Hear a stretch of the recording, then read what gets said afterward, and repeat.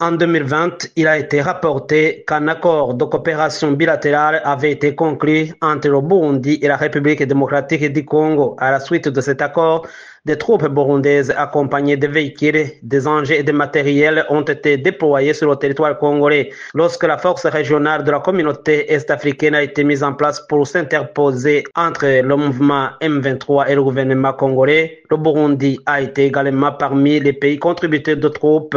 Cependant, le gouvernement burundais a pris une voie parallèle en envoyant des soldats issus d'autres bataillons de la Task Force Tafoc pour traquer et combattre le mouvement M23 agissant de manière indépendante des forces de l'EAC. Cette attitude a rapidement ravivé les affrontements provoquant le retrait de toutes les troupes de la communauté est-africaine qui a été remplacée par celle de la SADC.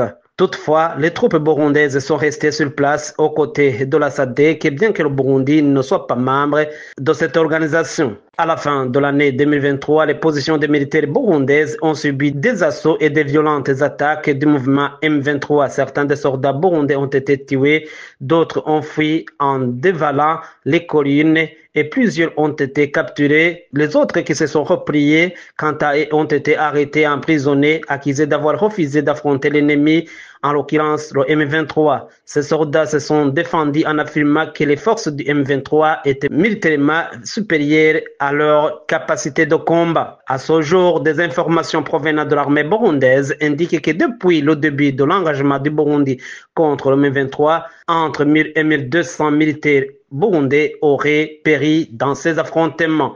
Plus de 270 soldats qui se sont repliés sont détenus dans les prisons du pays et un nombre indéterminé estimé dans des dizaines restent captifs entre les mains du M23. En 2024 et 2025, le mouvement M23 a réussi à repousser les forces telles que les FDLR, les Wazalendo et même les troupes burundaises ainsi que les FARDC et la SADC à s'emparer des villes et zones stratégiques, notamment la ville de Goma et Bukavu. Pendant tout ce temps, le gouvernement d'Evariste Ndayishimiye a toujours nié la capture de ces soldats tout en exprimant sa crainte d'une agression du Rwanda via le M23 composé de citoyens congolais. Actuellement, le M23 exige le retrait des troupes burundaises de la RDC comme cela a été fait par la SADC. Jusqu'à présent, le gouvernement burundais n'a rien communiqué à ce sujet. Au contraire, il continue de planifier de grandes offensives contre M23 et le groupe Twirwaneho.